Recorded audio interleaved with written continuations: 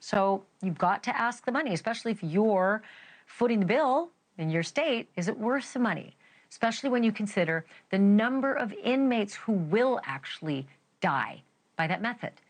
Dr. James Williams is a leading courtroom expert in the subject of firing squads. He is also an ER physician, and he's here with me live. Dr. Williams, thank you so much for coming back. It's good to see you again. So I guess the first question I have for you, looking at this $1 million remodel, it's like the first person that gets executed is $1 million execution, and then you dollar cost average after that, right? Is it actually worth the money to invest in methods of execution at this point in America? Well, that's a very good question, Ashleigh. As you know, my work with on the cases that I've been involved in have been primarily involved with federal public defenders' offices across the nation. And it's a multi-person team. I testify primarily to the medical aspects, but I also have a great deal of familiarity with the more practical aspects, shall we say. There's no question that executions are extremely expensive. Capital punishment costs on average in Texas about $2.3 million per inmate. I can't attest to other states that I haven't looked into more recently, but it is extremely expensive. And in some cases, if there's multiple trials, multiple appeals, it may be well above that. So the question is valid. Is it really worth what we're spending to do so? And that's something that has to be decided by the taxpayers and the legislatures in each individual state, I think. But it's, I'm not so sure that a lot of those taxpayers know this, right? I think they think it's cheaper to get rid of them than keeping them alive in prison and feeding them and clothing them and housing them and guarding them until they die a natural death.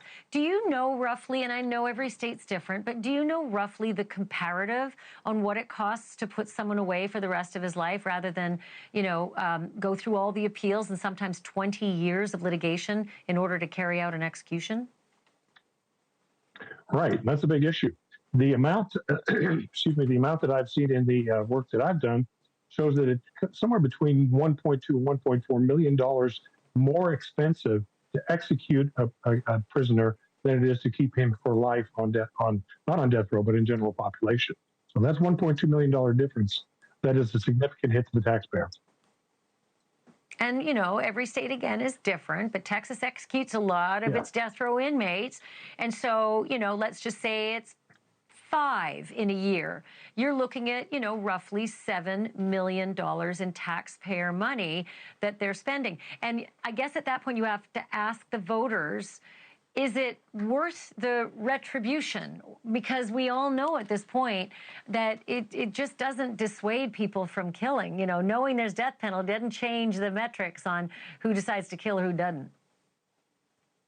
Well, I don't know that that's absolutely true. I think that some of the research that has been done has been, shall we say, slanted toward finding a lack of deterrence, whereas some of the other research has tended to lean the other way. So I think that question is still open to some degree.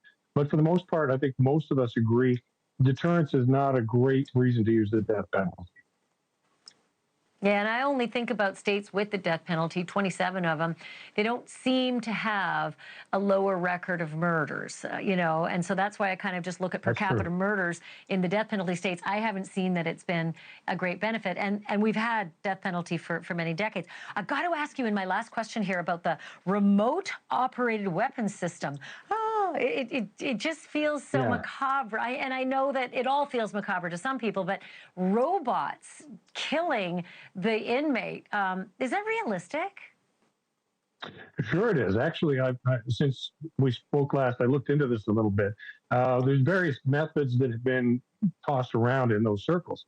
Basically, what you're talking about is having multiple fixtures for a rifle, which are very commonly available on the market, that hold the rifle rigidly in place, and then the rifle can be fired electronically by just pressing a button. All the rifles can be fired in unison by just pressing a button.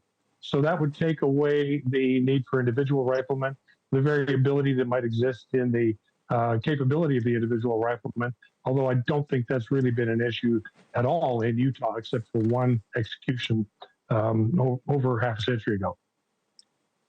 I can't remember if it was you or someone else who told me that finding the marksman, there's a long line of people who want to be a part of that process. So, and then I don't know that they get paid. And if they do, I can't imagine it's a whole lot. Do you know that? If it's, I only have like 5 seconds left, but did they get paid? And they get paid a lot?